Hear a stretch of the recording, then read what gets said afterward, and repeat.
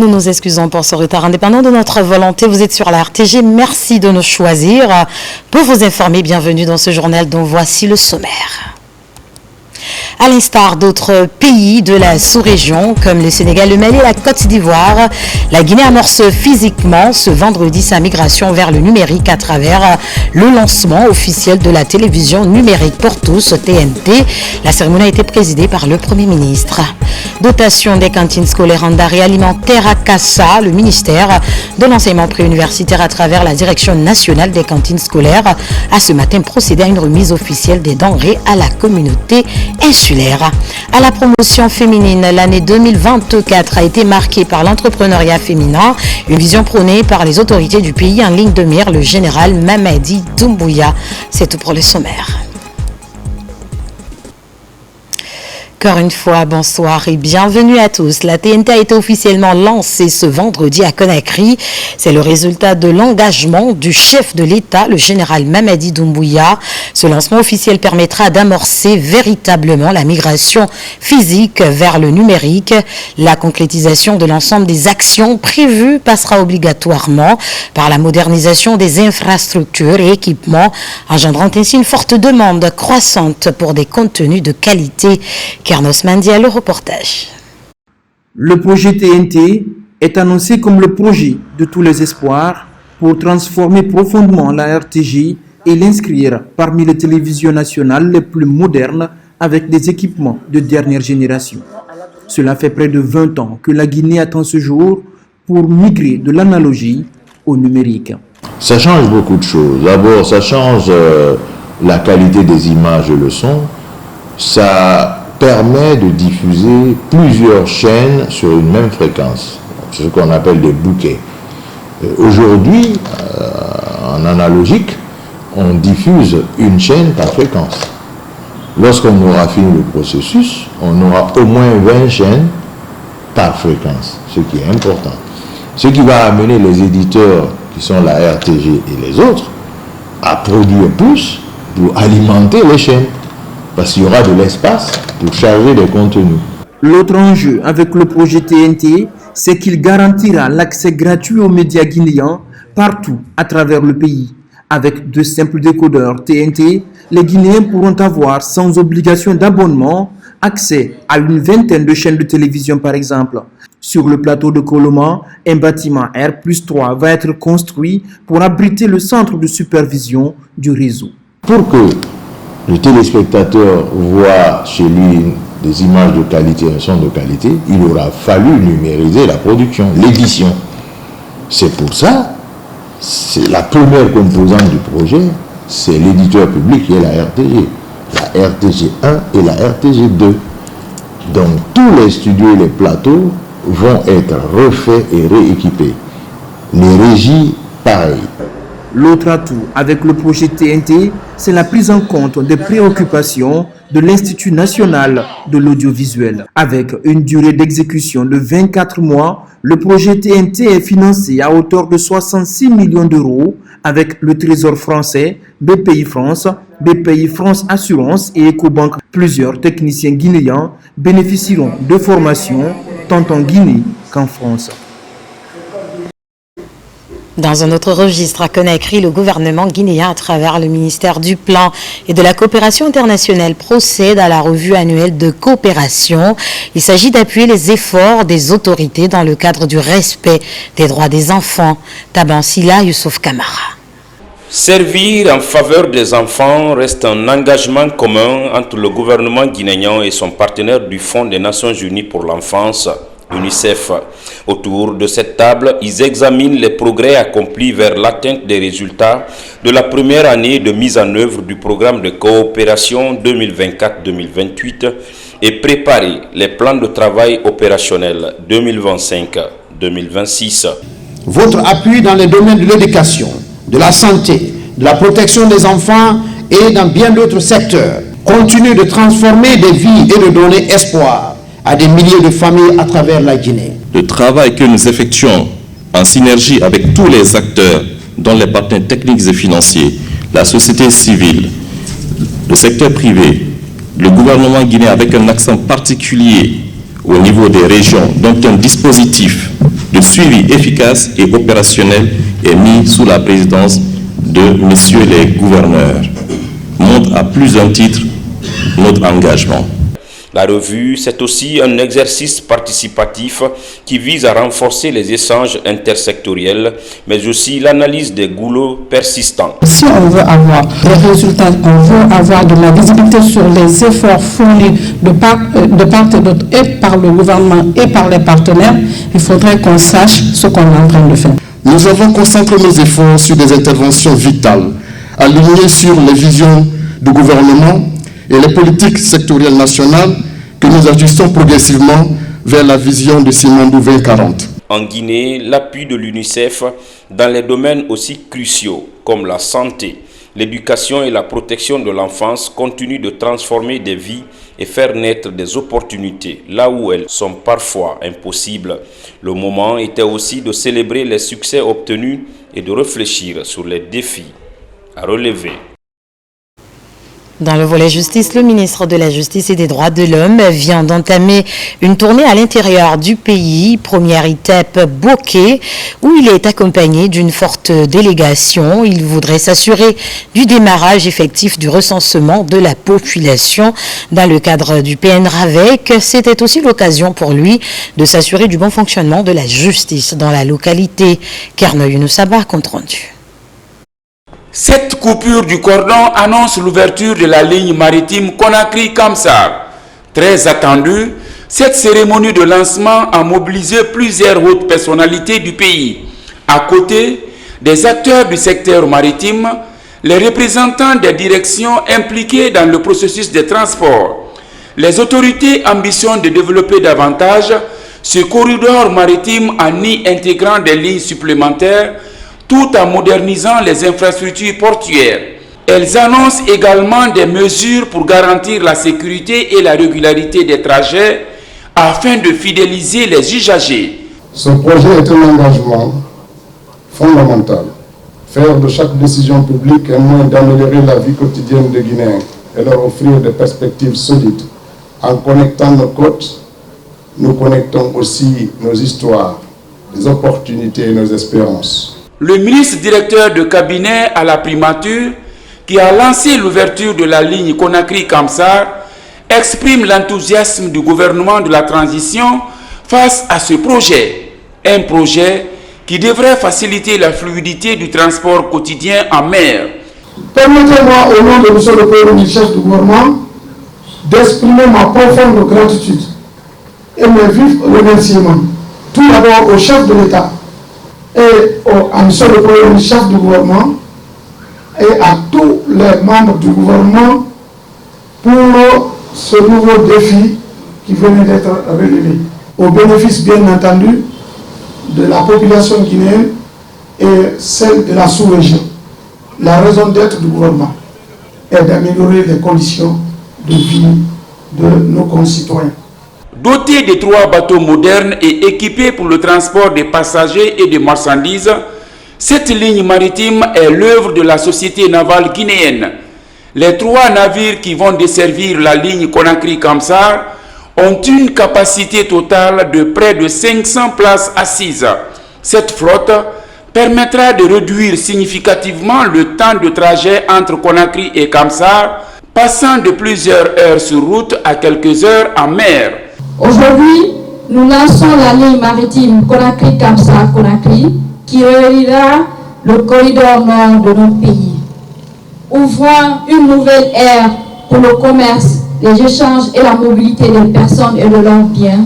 Ce projet ne représente pas seulement un jalon important pour notre société, mais constitue également une avancée majeure pour l'économie nationale et un pas décisif vers l'intégration économique de notre pays. Le lancement de la ligne maritime Conakry-Kamsar représente un pas de plus vers une Guinée plus connectée dans le processus du transport maritime.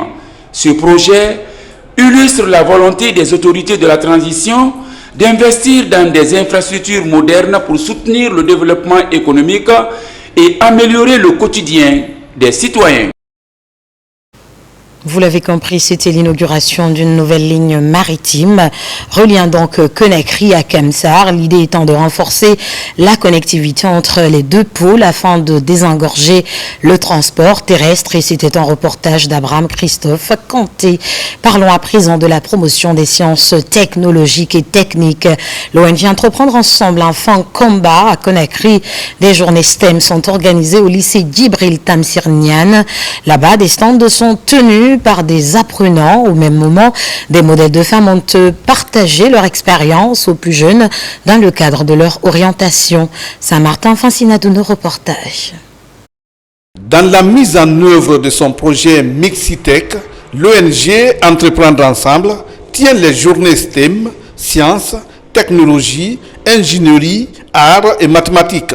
L'événement vise à améliorer la compréhension des opportunités offertes par les formations STEM et à augmenter l'intérêt des jeunes filles pour ces domaines. Pour Mixitech, il est important que les filles soient autant informées des matières technologiques et scientifiques que les garçons. Et il est important de les rappeler qu'elles sont autant capables de réussir dans ces domaines que les garçons. Je me disais, je ne pouvais pas faire certains domaines, je ne pouvais pas me lancer, je ne pouvais pas faire tel métier. Mais aujourd'hui, grâce à l'ONG Entreprendre Ensemble, nous avons la chance que cela se passe aujourd'hui dans notre établissement. Nous sommes vraiment ravis, nous avons encore recueilli plus d'informations sur après le bac, qu'est-ce qu'il faut faire, quelles sont les procédures déjà pour avoir un bon boulot. Les journées STEM permettent aux participants, en majorité des jeunes filles, d'acquérir des compétences pratiques en technologie et en ingénierie dans les domaines techniques et technologiques essentiels pour le marché de l'emploi moderne. Il faut sortir de ces boîtes dans lesquelles on nous met souvent et qu'on se dise que tout est perméable. Pour ma part à moi, j'ai changé de carrière, ce qui m'a permis en fait de faire un métier qui me passionne. Donc la première chose, c'est rêver et après de se donner les moyens d'atteindre son rêve. Aujourd'hui, je suis dans la communication et dans la relation publique, mais on ne peut pas parler de communication, de relations publiques sans parler du digital aujourd'hui. Donc, je crois que les conseils, de façon générale ou de façon ramassée, ce qu'on a dit aux étudiants et aux étudiantes, c'est facile pour les femmes ou les jeunes filles de dire « oui, mais ça, c'est des métiers d'hommes, c'est d'abord nous qui commençons ». S'inscrivant dans les objectifs du programme Hello Women d'Orange, pour briser les barrières et créer des interactions valorisantes, cet événement aspire à susciter de nouvelles vocations et à soutenir les talents féminins dans leur quête d'excellence, surtout dans les domaines techniques. Dans l'actualité encore, une rencontre dénommée Retrouvailles a eu lieu à Conakry. Elle a mobilisé les acteurs évoluant dans les secteurs de la santé et de la sécurité au travail. Une plateforme alternative pour gérer les risques professionnels qui pèsent sur la santé des employés. Cette première édition a connu une forte mobilisation des travailleurs. Falilou, Diallo, Alkali, Kobele, Keita. Santé, sécurité en milieu de travail, le concept regroupe les professionnels en la matière. Pour cette première édition, les acteurs entendent renforcer la promotion de la santé, de l'hygiène, de l'environnement. Nous avons eu l'honneur ici de regrouper plus de 740 professionnels de la santé, sécurité et de l'environnement dans notre pays. Des choses d'ailleurs que certaines personnes ne pouvaient pas croire que c'était réalisable.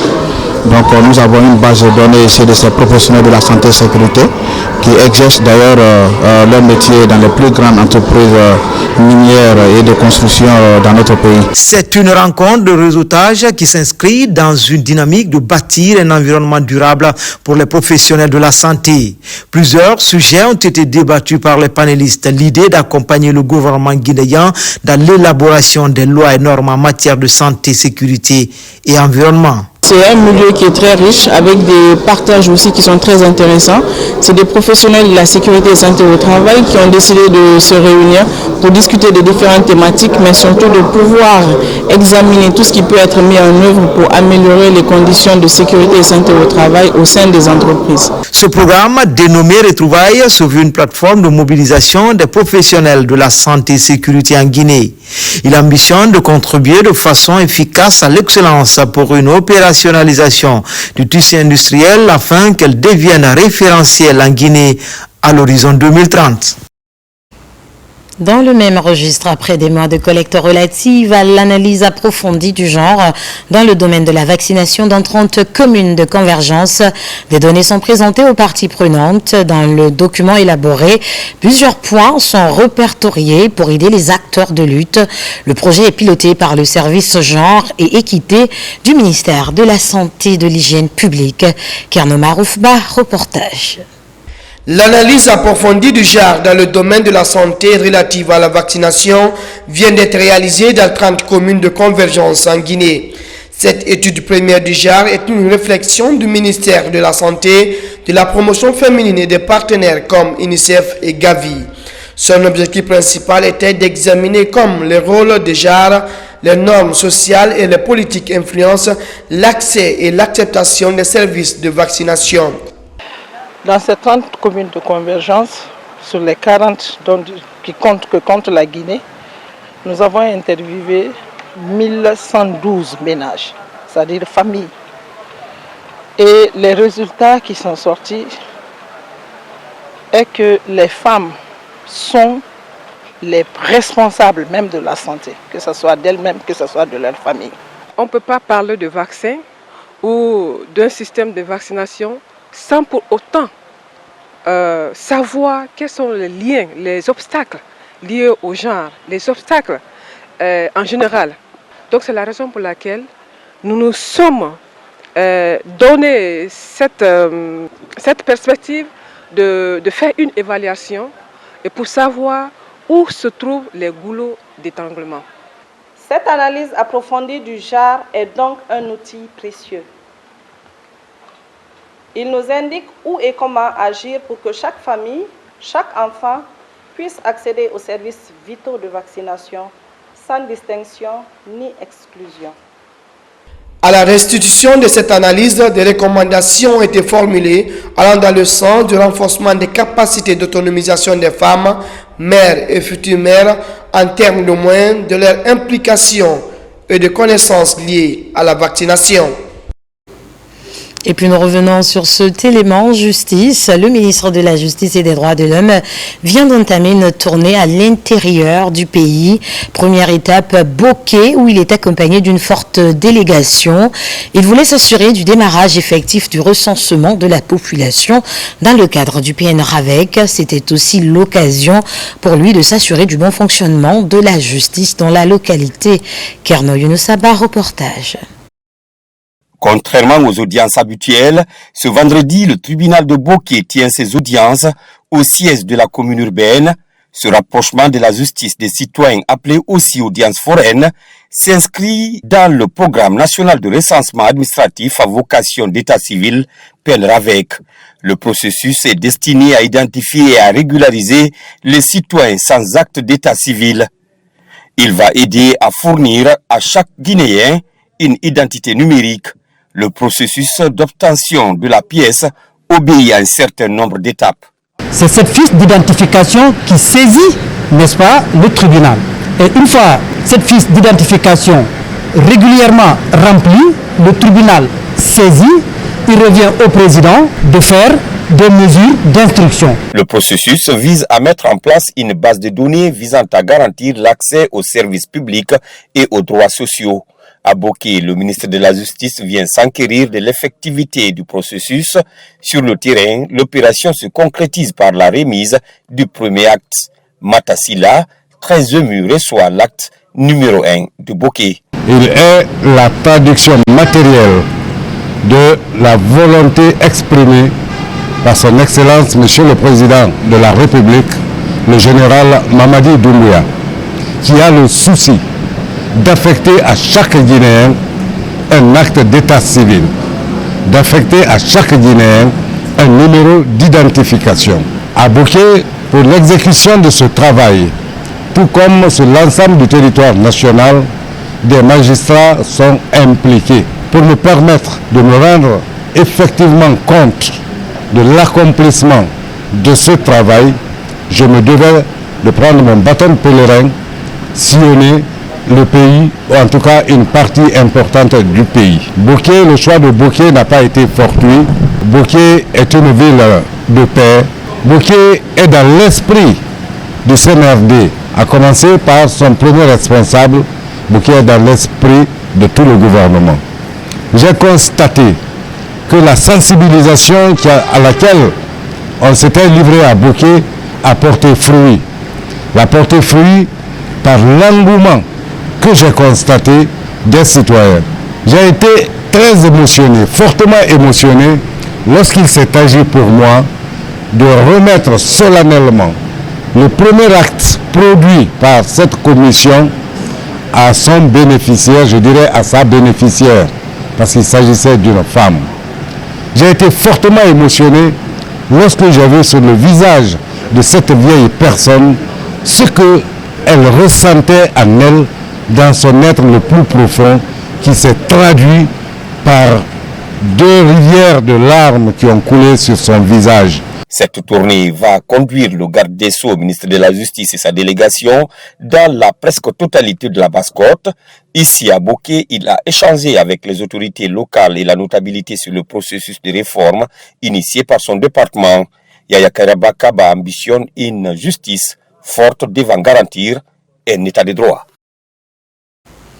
Nous poursuivons cette édition. Le Programme national de la santé oculaire et le Service national de la santé scolaire et universitaire viennent de lancer un vaste projet de dépistage des erreurs de réfraction et distribution gratuite de lunettes pharmaceutiques. Plus de 200 élèves et encadrants des écoles publiques et privées ont reçu leur correcteur. La ville de Conakry est la zone pilote du projet Saint-Mara-Tolno. Après quelques mois de visites systématiques dans des écoles de Conakry pour diagnostiquer les élèves et enseignants souffrant de troubles visuels, l'heure est à la prise en charge. À l'école primaire de plus de 200 élèves et encadreurs des écoles publiques et privées de Conakry reçoivent des lunettes pharmaceutiques. Nous avons déjà fait des visites systématiques des enfants. Il y a cette fois-ci la remise des lunettes. Il y aura aussi la remise des vermifuges aux enfants tout au long de l'année. Tout cela pour que nos élèves soient dans les meilleures conditions pour apprendre. Avant, je ne voyais pas très bien. Mais grâce à ces lunettes, je vois très bien, je pourrais mieux me concentrer sur mes études. Ce projet pilote de dépistage précoce et de prise en charge des élèves et enseignants souffrant des vices de réfraction en milieu scolaire est une initiative du Programme national de la santé oculaire en collaboration avec le Service national de la santé scolaire et universitaire. Un enfant qui a un problème de vision ne peut pas avancer. Et l'âge là se trouve dans les écoles primaires, à partir de 5 ans, 10 ans, 15 ans. En plus, on ne s'est pas limité seulement à la consultation des enfants. On a associé les encadreurs. Nous avons déjà fini le projet pilote, au cours duquel on a pu examiner plus de 100 000 élèves de 238 écoles. Nous avons formé près de 600 enseignants au dépistage préliminaire. Dans les années à venir, nous allons partir à l'intérieur du pays. En plus de ces projets, le Service national de la santé scolaire et universitaire compte entreprendre d'autres actions en vue d'améliorer la santé des élèves et du corps enseignant guinéen.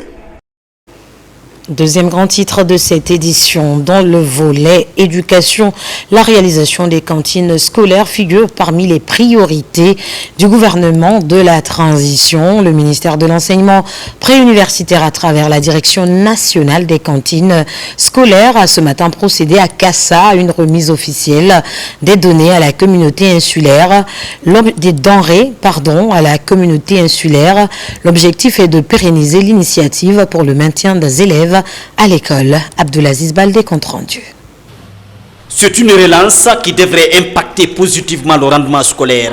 La redynamisation des cantines scolaires à travers le pays est une volonté du président de la République concrétisée par le ministère de l'enseignement préuniversitaire. Si hier, les parents d'élèves étaient dans leur activité à Conakry pour la nourriture de leurs enfants, aujourd'hui c'est un vieux souvenir pour les parents compte tenu de l'existence de la cantine scolaire. Les autorités de l'éducation, les enseignants, les élèves et parents remercient infiniment le ministre de l'enseignement préuniversitaire pour la diligence dans ce sens et prennent l'engagement d'assurer la gestion de cet acquis inestimable. À date, les cantines scolaires jouent un rôle important pour le maintien des élèves à l'école et sa pérennisation reste le combat du MEPUA avec le soutien du pool financier. Dans la ferveur, la délégation ministérielle partage le repas du midi avec les élèves. Une grande première chez les insulaires. On est content parce qu'on a mangé très bien. On remercie le président de la République de la Guinée. On remercie le ministre. Les efforts sur les cantines scolaires doivent être un effort soutenu et continu. Ça ne doit pas être des coups de poing, ça doit être des opérations continues et permanentes.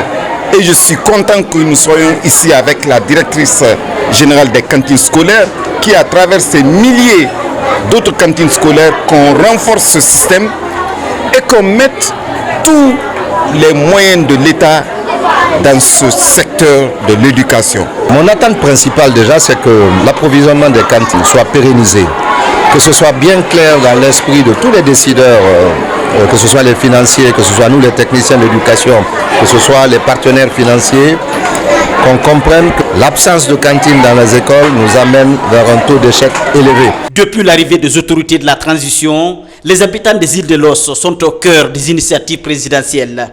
À Kassa, tout comme dans les autres localités du pays, la distribution des denrées est effective. À Conakry, remise à niveau de plusieurs jeunes porteurs de projets.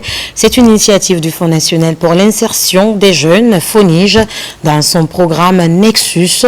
Il s'agit essentiellement de les outiller dans leur insertion socio-professionnelle. Alpha Isiagaba, compte rendu. La remise de ces attestations marque la fin d'une formation de ces jeunes filles et femmes. C'est une remise à niveau en informatique assurée par le Fonds national pour l'insertion des jeunes, FONIGE. Le programme Nexus est un programme d'élite qui accompagne les jeunes filles et garçons qui sont détectés pour leur talent dans le domaine de l'entrepreneuriat, qui font des choses extraordinaires dans le secteur entrepreneurial et qui, bon an, mal an, avec les difficultés qu'on connaît sur le marché, s'efforcent quand même et qui ont besoin d'être appuyés techniquement.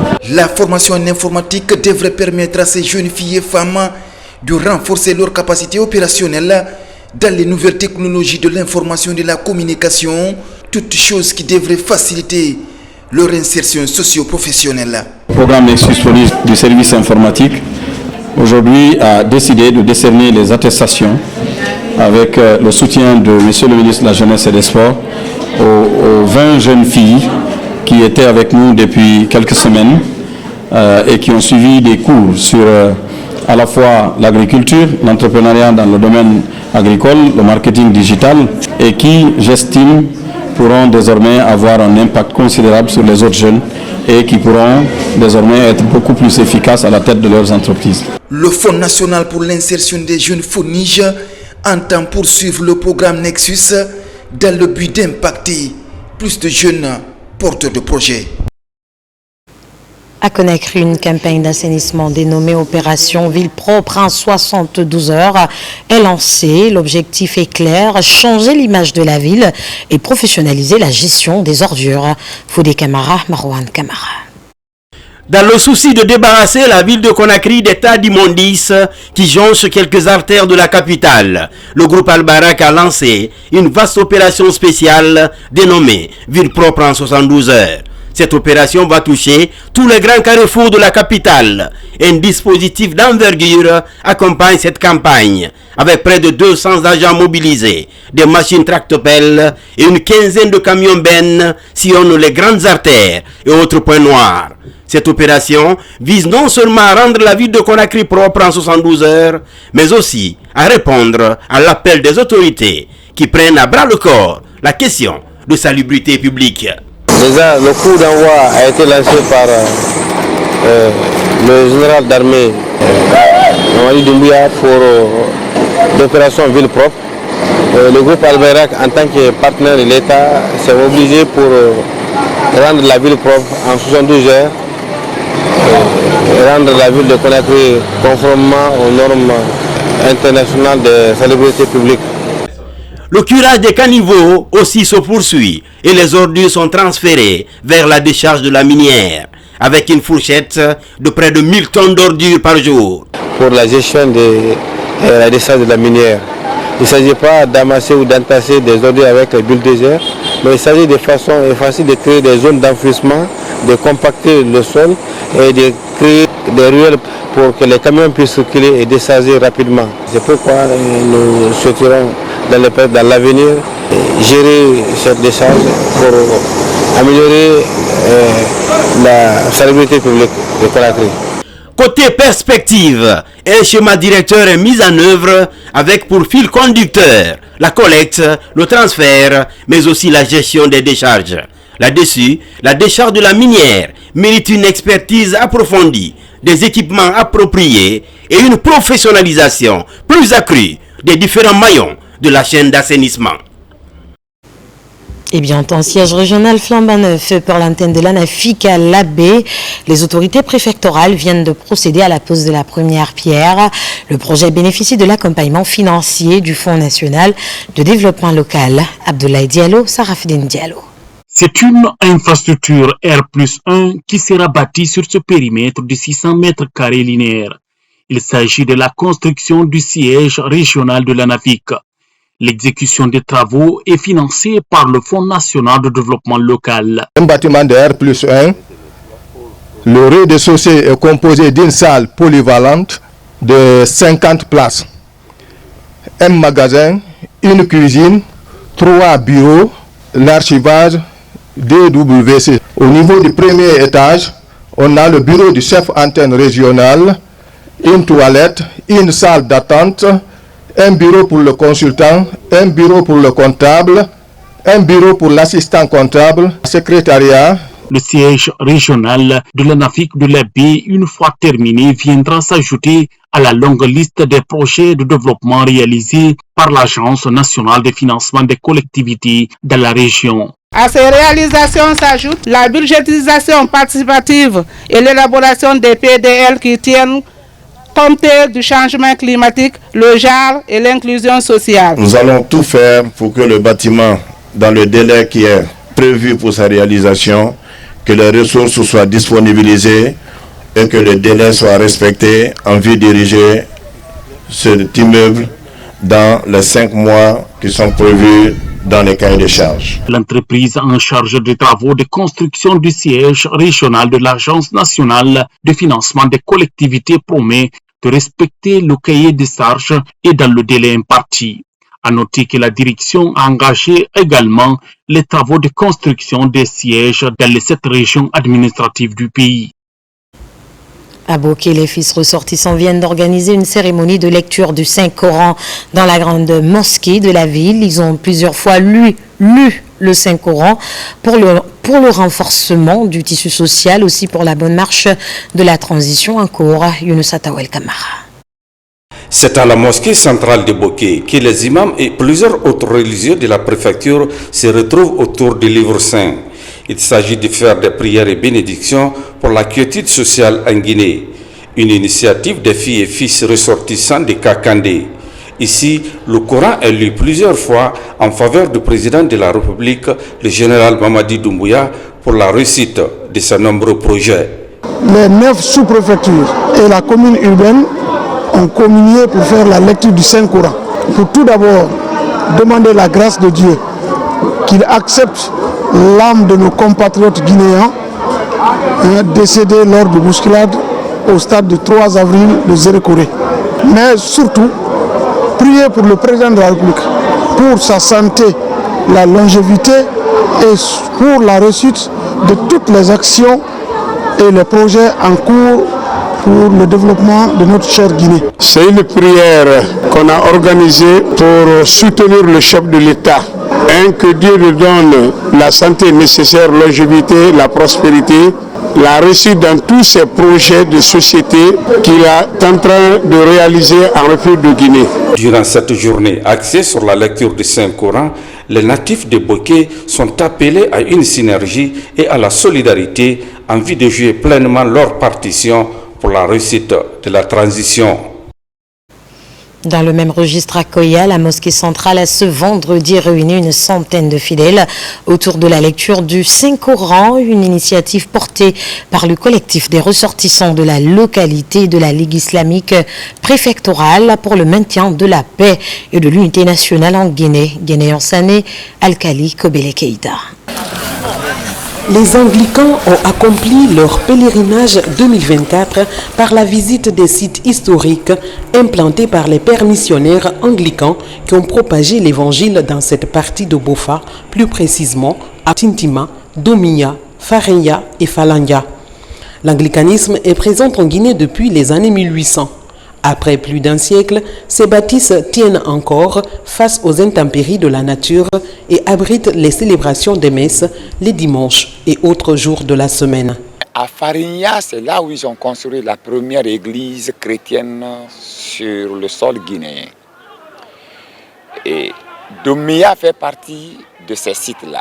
Ils ont construit la troisième église anglicane en Guinée, à Domia, Christchurch, ça veut dire l'église du Christ. Et samedi 11 janvier 1862, cette église. Et c'est sur cette trace-là que l'église anglicane marche. Au cours des célébrations, la première personnalité du diocèse anglican de Guinée, du Cameroun et de l'Afrique de l'Ouest, Monseigneur Sa Grâce Jacques Boston, a imposé le rite de la confirmation à ses fidèles de Palanga. Un rite plein de spiritualité qui consiste à raffermir la foi des fidèles en Christ dans cette communauté. Être disciple de Jésus-Christ, c'est être porteur de la joie, c'est être porteur de la lumière, c'est être porteur de cette paix qui donne cadeau. Cette paix, elle doit être sincère en la manifestant envers nos frères et sœurs. Cette joie doit être sans aucun intérêt, sans aucune condition. L'histoire retient que la première église anglicane de Guinée a été bâtie au XVIIIe siècle par les pères missionnaires, venus propager l'évangile du Christ, un symbole fort de l'amour de Dieu dans cette autre partie de la Guinée. Vous l'avez compris, mesdames et messieurs, les fidèles du diocèse anglican de Guinée étaient donc en pèlerinage le week-end dernier à Bofa et ce rite consiste à marcher sur les traces des premiers missionnaires afin de se ressourcer et mener une démarche de foi. Et c'était en reportage de Marie-Angélique Bangoura. Et puis des feux mystiques déclarés dans le district de Balimana d'Alaba à Cancan. L'incendie est toujours en cours et le vent souffle encore très fort, attisant ainsi la flamme. Pas de perte en vie humaine, mais les dégâts matériels sont importants. Diamant Kaba. Il y a 3 jours, un incendie a ravagé le district de Balimana d'Alaba. Le feu s'est propagé à une vitesse fulgurante, calcinant plusieurs maisons. Un feu qui n'en finit jamais. Il se développe d'un côté, puis d'un autre. Derrière ce paysage de désolation, des dégâts matériels sont à déplorer et les causes sont dégagées.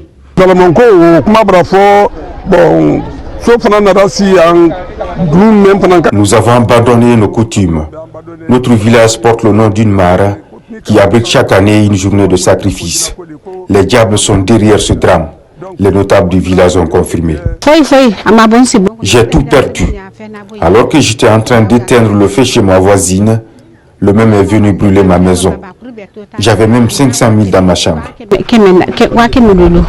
Les jours passent et les combats contre les flammes sont plus difficiles. La couche féminine est mobilisée à la recherche de l'eau pour tenter d'éteindre le feu. Les villages environnants aussi s'organisent pour assister les sinistrés. Dès qu'il y a un incendie dans une case, la case qui suit, il n'y aura pas de contamination. Il n'y a pas la propagation de l'incendie vers d'autres maisons ni d'autres cases. La seule case est brûlée avec tout son contenu. Dès l'instant, vous écoutez, vous entendez par ailleurs que la population se mobilise encore pour aller dans d'autres endroits pour encore éteindre le feu. Et encore de très mystérieux, les femmes qui transportent de l'eau pour venir éteindre le feu sont des fois frappées par les inconnus. Vous voyez, certaines femmes fuient parce qu'elle a été bastonnée, elle a été frappée par des êtres inconnus. C'est-à-dire on ne sait pas d'où viennent ces fouets pour frapper ces femmes qui transportent de l'eau pour éteindre le feu. Quand on vient sur le terrain, on identifie, on évalue les dégâts. les dégâts matériels. Donc c'est ce qu'il faut faire. On a fait ça en temps réel parce que nous évoluons dans l'urgence. Donc c'est ce que je suis en train de le faire parce que je suis venu avec tous les matériels nécessaires pour vraiment remonter les informations en temps réel. La peur au ventre, mais la vigilance reste encore maximale pour éviter la reprise de ces faits mystérieux. Le cri du cœur interpelle les autorités pour aider les victimes à se relever pour stabiliser leur vie. Cet incendie est le troisième du Gère à Balimana d'Alaba. Cette fois, les sages du village ont imploré le pardon divin pour plus de résilience et d'unité d'action face à ces calamités.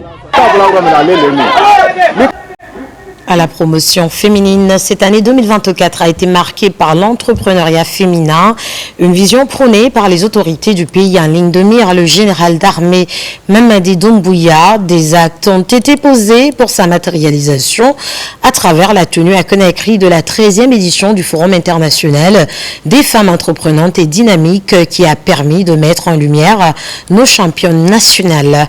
C'est notre rétrospective de ce soir réalisée par Mohamed de Camara.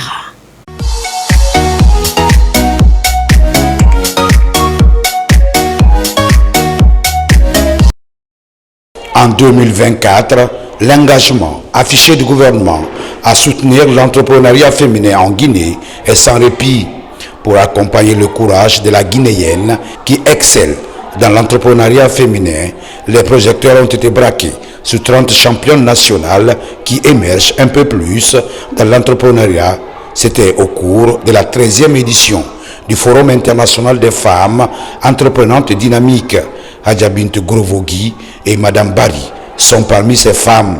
La première évolue dans la teinture pour valoriser le textile guinéen et la seconde dans la restauration pour donner plus de valeur aux recettes culinaires sur le plan national et international. Je ne suis pas autonome à 100%, mais je suis autonome au point que je peux prendre en charge mes besoins primaires, je les assume sans passer par quelqu'un. Aujourd'hui, je n'ai pas les cheveux blancs parce que mon enfant ou ma communauté ou bien ma famille a des problèmes où je ne peux pas intervenir. Depuis la prise des responsabilités des forces de défense et de sécurité en septembre 2021, le gouvernement guinéen, sous la conduite du général-président Mamadi Doumbouya, a encore placé la femme guinéenne au cœur des stratégies d'émancipation et du progrès socio-économique. Le 13e FIED traduit l'importance accordée à la contribution des femmes au développement du pays. Depuis 2015, j'ai formé plus de 850 jeunes, donc 80% c'est des femmes. Donc déjà c'est un début. Donc j'ai formé 4 chefs aussi, dont 2 femmes. Et 99% de mon équipe, c'est des femmes. Le gouvernement fait des femmes guinéennes des actrices déterminantes du développement durable, ce qui matérialise son engagement en faveur de l'entrepreneuriat réussi qui va aboutir à une autonomisation garantie de la Guinéenne.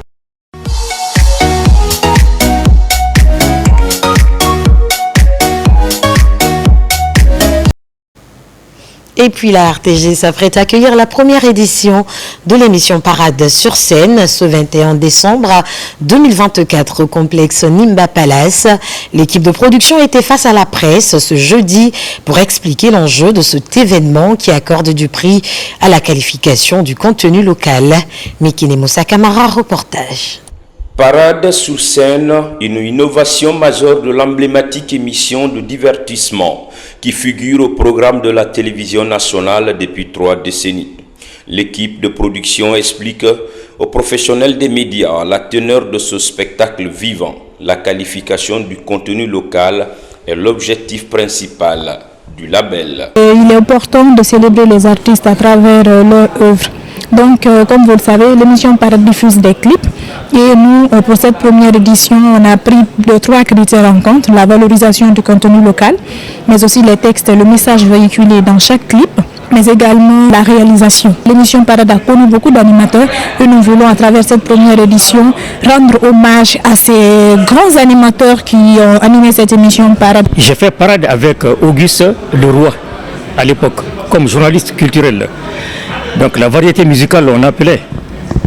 Et là, Les images qu'on appréciait, c'était des playbacks enregistrés au niveau des studios ou alors, en tout cas, dans les lieux publics, appréciés par la population et même avec les responsables. Une compétition est en cours pour détecter les meilleurs clips de l'année.